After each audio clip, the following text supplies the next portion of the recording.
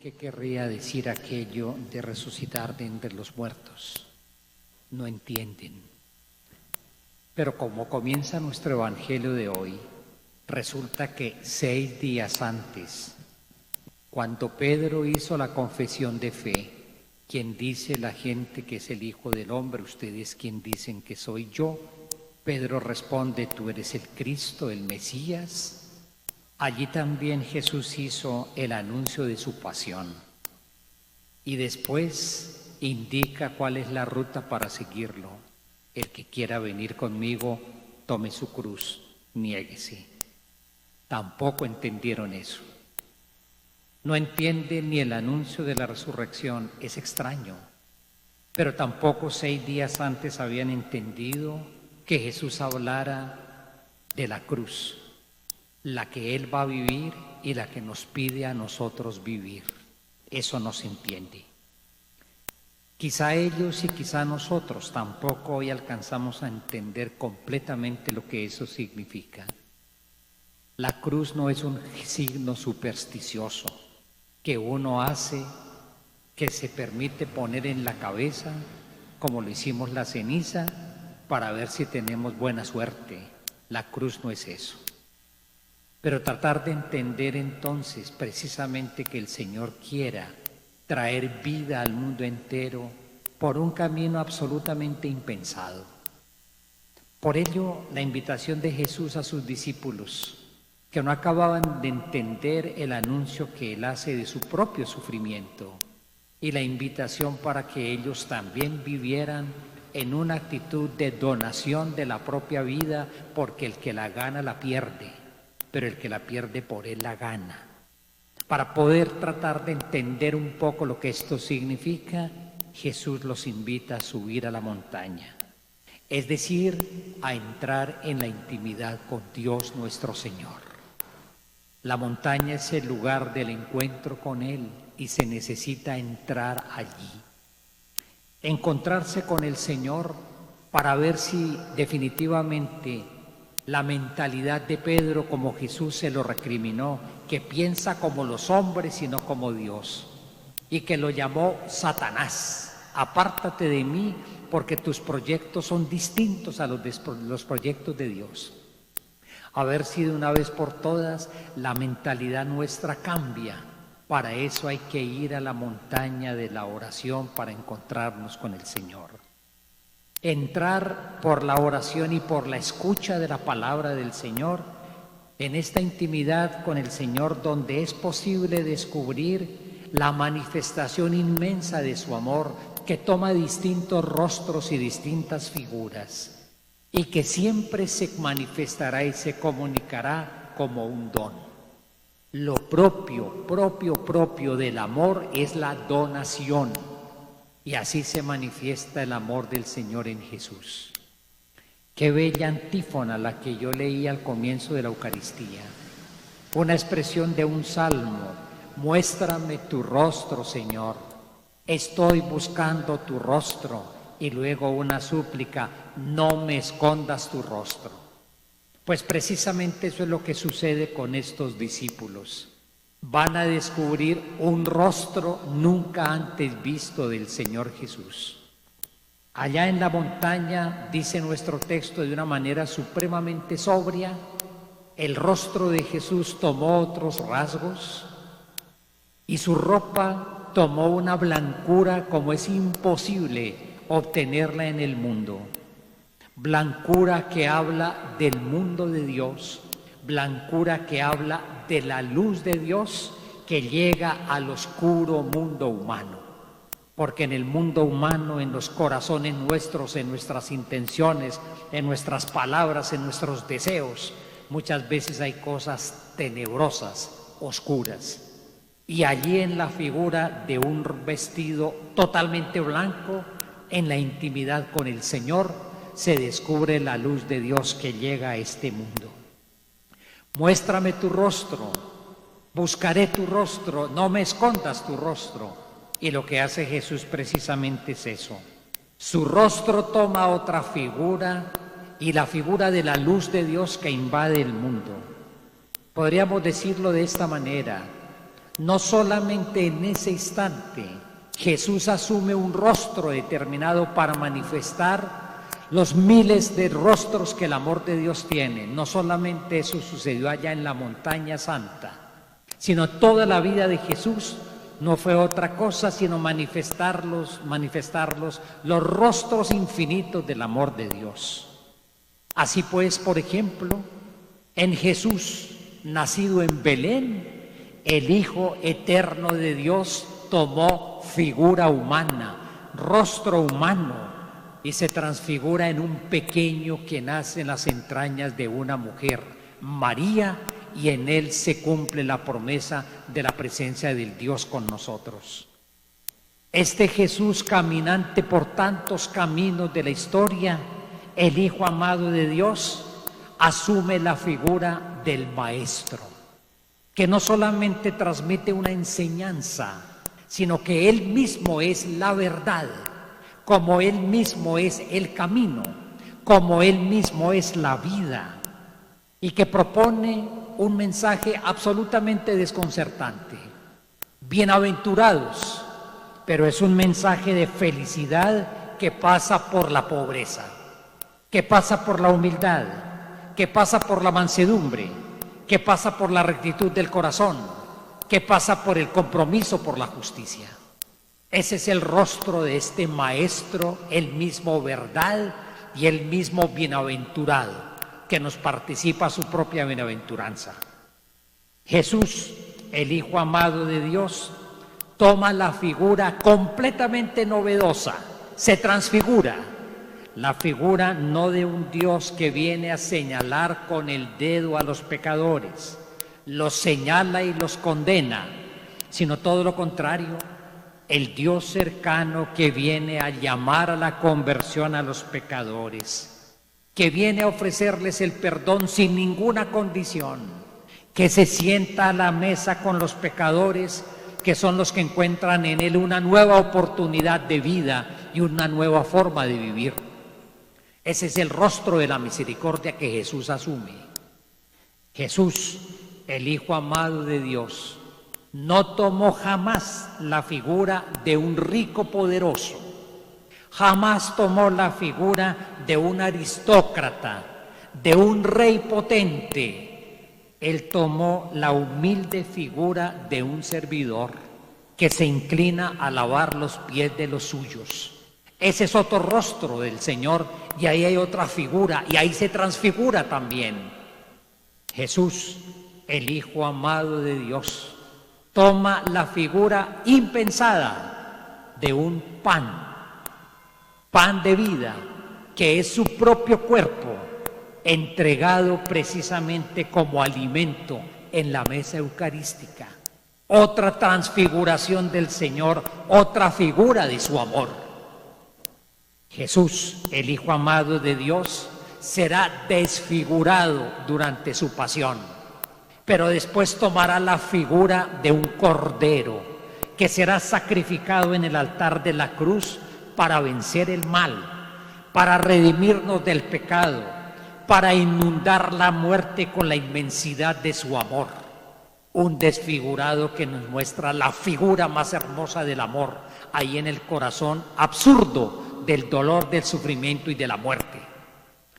En Jesús, Jesús, el Hijo amado de Dios, asumirá la figura del resucitado, triunfador de la muerte, que inaugura una nueva creación de la cual participamos nosotros. Formamos parte de esa nueva vida por el don del bautismo.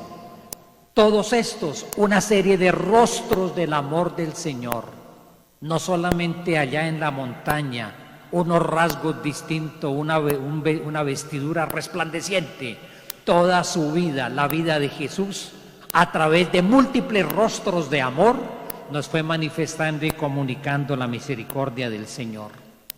Dos buscadores de Dios que también querían ver su rostro.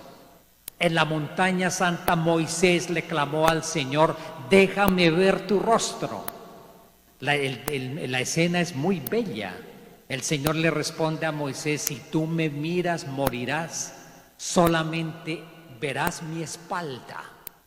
También Elías en la montaña santa busca el rostro del Señor y no lo encuentra en el terremoto, no lo encuentra tampoco en el viento impetuoso, no lo encuentra tampoco en el fuego potente, sino en el silencio de una suave brisa. Estos dos buscadores de Dios que querían ver su rostro, uno a través de la profecía, Elías, otro a través de la ley, Moisés, finalmente contemplan en Jesús el verdadero rostro de la misericordia. En este Dios encarnado, Dios crucificado, Dios resucitado, ahí nosotros reconocemos el verdadero rostro del amor del Señor. Ahí contemplamos nosotros en Jesús los 1000 rostros del amor del Señor. Rostros que se comunican como amor que se dona, amor que se entrega. Amor que se entrega por nosotros. Muy importante esto. Todo lo que Jesús hace para manifestar los rostros del amor del Señor es por nosotros, para nosotros. Todo lo que Él hace en su encarnación, en su predicación, en su entrega como pan eucarístico, en su entrega como evangelio viviente del Padre, en su entrega en la cruz, en su presencia resucitada, la hace por nosotros, porque nos ama, porque quiere transmitirnos la vida misma del Señor. Dios nuestro Padre, fue muy fuerte la frase de la segunda lectura, que no perdonó a su propio Hijo, sino que lo entregó por nosotros. Es decir, que permite que su Hijo sea entregado a corazones que odian y a manos que asesinan. Entregado allí. ¿Y lo hace para qué? Para poder transformar desde dentro precisamente la locura de la violencia, la locura del asesinato, desde dentro, y permite que su Hijo sea entregado en manos asesinas, para poder transformar desde ahí, desde ese misterio espantoso de la muerte, esa violencia que los seres humanos somos capaces de desencadenar unos contra otros. Y lo hace porque definitivamente el amor es más grande que el odio. Lo hace por nosotros. El Padre acoge esa entrega que Jesús hace de sí mismo. Toda la existencia de Jesús fue fundamentalmente donación sin reservas. No reservó nada para Él, porque en realidad lo propio del amor es eso, la entrega. Amor que no hace donación de sí mismo es una caricatura del amor. Tanto en las relaciones interpersonales que tenemos nosotros, cuando pronunciamos 1000 veces la palabra amor, te quiero, te amo, eso se verifica simplemente en un acto efectivo, real, de entrega y de donación, sin reservarse uno nada para sí. Y esa palabra que le decimos también nosotros permanentemente al Señor, te amo, tiene que manifestarse en lo propio del amor, que es la donación. En Jesús, el Padre amoroso nos ha dado todo. Por eso, con su misericordia, terminó el tiempo de la condena. Con su misericordia obtenemos su perdón. En Él, en Jesús, participamos de su propia santidad. Somos personas renovadas en una justicia nueva que crea una fraternidad distinta. En Jesús se puso fin a todo tipo de condenación. En Jesús la vida humana, la historia humana están inundadas de perdón sin límites, de reconciliación que hace que los seres humanos vivamos de manera diferente.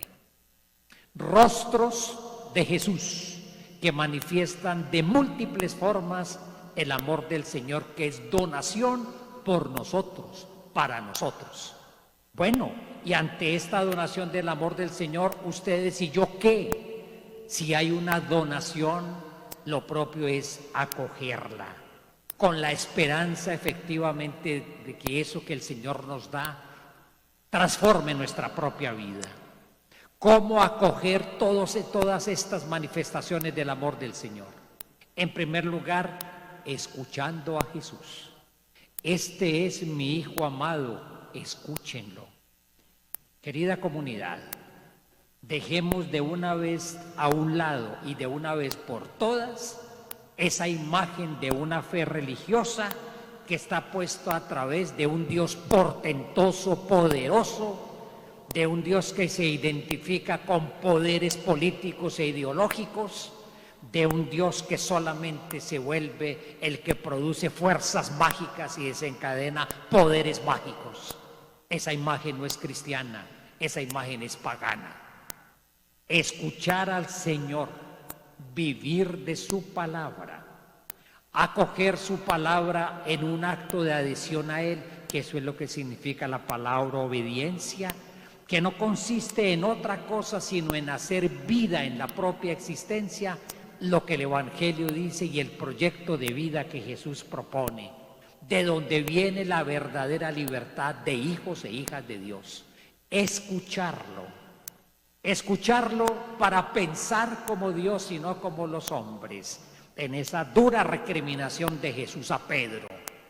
Escucharlo para que nosotros también nos transfiguremos en Él, en Jesús, para que adquiramos la manera de ser de Jesús, como dirá San Pablo, para que tengamos la mente de Jesús, para que pensemos como Él, como dirá también San Pablo, para que tengamos los mismos sentimientos de Jesús, que siendo de rango divino se humilló, tomó la condición de esclavo pasando por uno de tantos.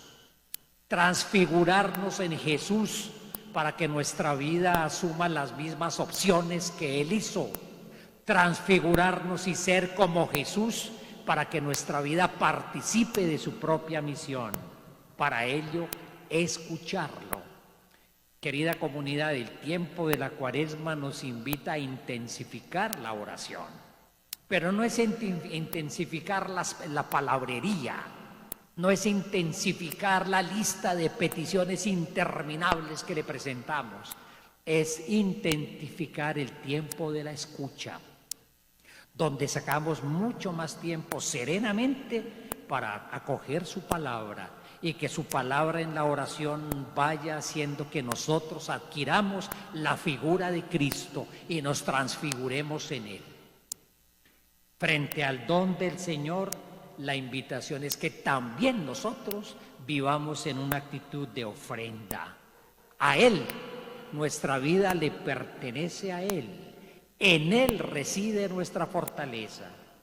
Qué frase tan bella la de San Pablo, que se vuelve para nosotros una convicción de confianza. Si Dios está con nosotros, ¿quién estará contra nosotros? Eso es un acto de confianza que simultáneamente es un acto de entrega. Fuertemente es la figura tan particular de Abraham. Él tampoco debió entender lo que el Señor allá en el Antiguo Testamento le pedía. Tampoco debió entender eso cuando el Señor le pedía ofrecerle a su propio hijo. Una lectura pagana de ese texto se imagina a un Dios cruel que tiene sed de sangre humana, pero una lectura creyente afirma la confianza total puesta en un Dios comprometido con la vida. Confianza en Él más que en las propias expectativas y los propios deseos.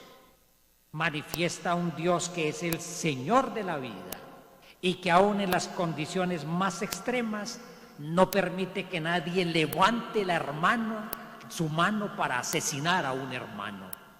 Es ese descubrimiento que solamente se hace en la confianza. Ahí en la oscuridad de la prueba, Abraham confía totalmente en este Dios comprometido con la vida humana y que supera en los seres humanos la tendencia asesina que los seres humanos podemos tener. Hay que escucharlo, hay que acoger su presencia, hay que confiar en Él. Simultáneamente hay que hacer de nuestra vida una entrega a Él y a los demás. Es asumir la figura de Jesús, transfigurarnos en Él, transfigurarnos en el servidor. Si Dios está con nosotros, ¿quién estará contra nosotros? Qué gran seguridad la que nos podemos llevar hoy en nuestro corazón. Él no está ausente. Él vuelca su amor hacia nosotros. Él se juega todo por nosotros. Nos entregó lo más preciado que tenía, su propio Hijo. Nadie nos juzgará injustamente, nadie nos condenará. Si Él está con nosotros, ¿quién estará contra nosotros? Confiamos en su fidelidad, confiamos en la prueba suprema de amor que Él nos hizo, ofrecernos a su propio Hijo, en esos rostros variadísimos, fascinantes, a través de los cuales se manifiesta el amor del Señor, que es siempre por nosotros, para que tengamos vida nueva. Miren esta ruta de Cuaresma que estamos haciendo, que es hermosa. Comenzamos un miércoles con una ceniza puesta en nuestra frente, en la fila de los pecadores, los que reconocimos que somos frágiles y que teníamos necesidad de convertirnos y necesidad de vivir la vida nueva que solo el Señor ofrece. Contemplamos hace 8 días al Cristo tentado. Como todos nosotros tenemos la fragilidad de la tentación, pero el Cristo triunfador de la tentación con la fuerza del amor del Señor. Y hoy no solamente contemplamos un rostro transfigurado y unos vestidos relucientes en la montaña santa, sino contemplamos todos los rostros del amor del Señor a través de Jesús. ¿Para qué? Para sentir con gratitud que eso es por nosotros y para que vivamos esa vida nueva en escucha, en ofrenda de nuestra propia vida y en una confianza incondicional en Él, participando también de su propia misión, con la cual quiere crear una humanidad distinta. Allí donde la mano asesina se levanta sobre alguien, allí Jesús se hace presente, se entrega en las manos que odian y en las manos que matan, para vencer la muerte precisamente con la fuerza de su amor. De ello quiere que nosotros participemos y que en esa misión también nosotros tomemos parte. Tomémonos un momento en silencio para nuestra oración. Un momento en silencio para entrar en la montaña. Estamos en la montaña santa, para escucharlo, de tal manera que cada día nos transfiguremos más en Él.